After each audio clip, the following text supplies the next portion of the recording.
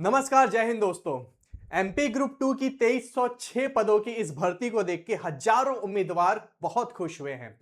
लेकिन इस पदों की पीछे, इस भर्ती के पीछे एक ऐसा सच छुपा हुआ है जो कि बहुत सारे विद्यार्थियों को नहीं पता है। तो और बहुत कम लोग उसके बारे में बता भी रहे हैं, बहुत लोग उसके बारे में चर्चा नहीं कर रहे हैं। तो आइए आज हम उन्हीं के बारे में आपको बताते हैं डिटेल रूप से, कितने विभाग में वो भर्तियां हैं, उनके लिए योग्यता क्या है, कंप्लीट सिलेबस क्या है, इन सारी बातों पे आज हम आपको बताने वाले हैं। सबसे पहले बढ़ते हैं। ये जो भर्तियां आई हैं 2306 पदों की, कुल 61 विभाग में आई हुई हैं और इसमें 257 प्रकार की पोस्ट है बच्चों। कुल 257 प्रकार की पोस्टों पे आई हुई है और सबका आपका जो योग्यता है वो अलग अलग है। हर पद की योग्यता अलग अलग आपकी है। 257 में अलग अलग योग्यता है। आपको अभी तक ये लग रहा होगा कि भाई ये पटवारी की भर्ती रही होगी, लेकिन ये पटवारी की भर्ती नहीं है दोस्तों। पटवारी की भर्ती केवल उनकी है जो भी पीडब्ल्यूबीडी या फिर दिव्यांगजन वाली भर्तियां पिछले बार नहीं भरी गई थी 200 पदों की, वो 200 भर्तियां इस बार भी रह गई हैं। इस बार केवल वो आई हैं और एक भर्ती पटवारी की उसके अलावा और आई हुई है। ठीक है, और वहीं बढ़ते हैं हजारों। इसलिए सामान्य विद्यार्थी जितने भी हैं उनके लिए पटवारी की कोई भी सीट नहीं है। सामान्य विद्यार्थियों के लिए कोई भी सीट पटवारी की तो नहीं है। लेकिन बाकी विभागों में जैसे कि आप देख रहे हैं यहां पे कि खंड पंचायत अधिकारी, इसमें पूरे 5 पद हैं आपके। पूरे 5 पद आपके आए हैं। उसके लिए आपकी शैक्षणिक योग्यता क्या होनी चाहिए? मान्यता प्राप्त विद्यालय से स्नातक उत्तीर्ण होने चाहिए। मान्यता प्राप्त संस्थान से न्यूनतम 1 वर्षीय कंप्यूटर डिप्लोमा भी होना चाहिए आपके पास। दूसरा है आपके पास डेटा एंट्री ऑपरेटर होना चाहिए। संविदा पे है ये।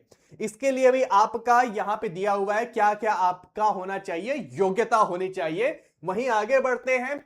अगर आप चाहते हैं पंचायत सामान्य अधिकारी की, कुल एक 311 पदों पे आई है भर्ती। और आप देख सकते हैं अलग अलग पदों पे क्या क्या यहां पे भर्तियां हैं। ओपन के लिए कितनी है यहां पे? मान्यता प्राप्त विश्वविद्यालय से स्नातक होना चाहिए, कंप्यूटर डिप्लोमा सर्टिफिकेट, ये सारा कुछ इन्होंने मांगा हुआ है। तो अगर आप डिटेल चाहते हैं कि हर एक पद के लिए कितना कितना है, कितनी वैकेंसी है, क्या है योग्यता उसकी, हमने अपने टेलीग्राम चैनल जिसका कि नाम एग्जाम सेवा है, वहां पे इसकी नोटिफिकेशन डाल दी है। आप वहां से हर एक पद के लिए देख सकते हैं कि क्या क्या है, सबकी मान्यता क्या क्या है, हर एक की क्वालिफिकेशन। ठीक है, वहीं आगे बढ़ते हैं कि अब जितनी भी भर्तियां मध्य प्रदेश में आ रही हैं वो बस 45 दिन का समय दे रही हैं बच्चों आपको पूरी तैयारी करने के लिए। क्योंकि इसको भी अगर आप देख सकते हैं तो 4 अगस्त से आपका फॉर्म भरना शुरू हुआ था और इन्होंने केवल 18 अगस्त तक फॉर्म भरने की अंतिम तिथि रखी है। और आपका एग्जामिनेशन कब होगा? 22 सितंबर को एग्जाम डेट भी इन्होंने दे रखी है। 22 सितंबर को आपका एग्जाम भी करा देंगे। केवल 1.5 महीने का समय ये दे रहे हैं। तो इसीलिए अपने तैयारी पहले से दुरुस्त करिए और अच्छे से तैयारी हमारे साथ भी आप कर सकते हैं।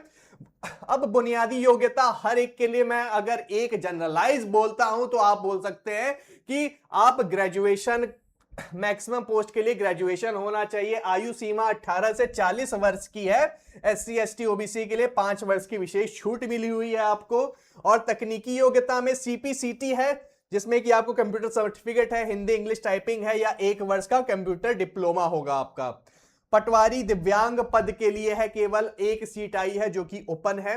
Graduation plus CPCT plus Hindi. और उस नोटिफिकेशन में आप देखेंगे तो हर एक पद के लिए अलग अलग शैक्षणिक योग्यता है जो कि आप हमारे टेलीग्राम चैनल पे जाके देख लेंगे, जिसका लिंक इस वीडियो के डिस्क्रिप्शन में भी पड़ा हुआ है।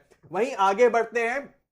200 प्रश्न के टोटल इस बार आपका पेपर होने वाला है, जिसमें कौन कौन से सब्जेक्ट आने वाले हैं? तो ये 8 सब्जेक्ट आपके पूछे जाने वाले हैं। 200 प्रश्न होंगे। विज्ञान, हिंदी, अंग्रेजी, गणित, सामान्य ज्ञान, कंप्यूटर, प्रबंधन और रीजनिंग, इन सारे सब्जेक्ट के आपके टोटल 8 सब्जेक्ट के आने वाले हैं 200 प्रश्न। और इस बार क्या है, परीक्षा का पैटर्न अपरिवर्तित है, लेकिन नियम जो है वो बदल गए हैं। कैसे नियम बदल गए हैं? क्योंकि पहले आपको 180 मिनट या फिर 3 घंटे का समय मिलता था और अब केवल 2 घंटे का ही समय मिल रहा है, यानी 120 मिनट 1 घंटे आपके कम कर दिए गए हैं, 1 घंटे आपके घटा दिए गए हैं।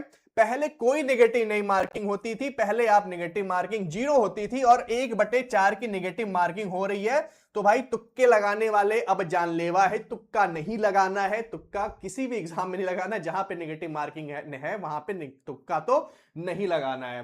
तो अगर आप 120 मिनट में 200 प्रश्न हल करने हैं आपको 1/4 नेगेटिव मार्किंग के साथ, लेकिन तैयारी में लग जाइए। आपको यहां से सारी चीजें क्लियर हो गई होंगी। जो चीज आपको नहीं क्लियर हुई है आप कमेंट बॉक्स में हमें मैसेज कर सकते हैं, कमेंट कर सकते हैं और बता सकते हैं पर्सनली कि आपको किस चीज में दुविधा आ रही है।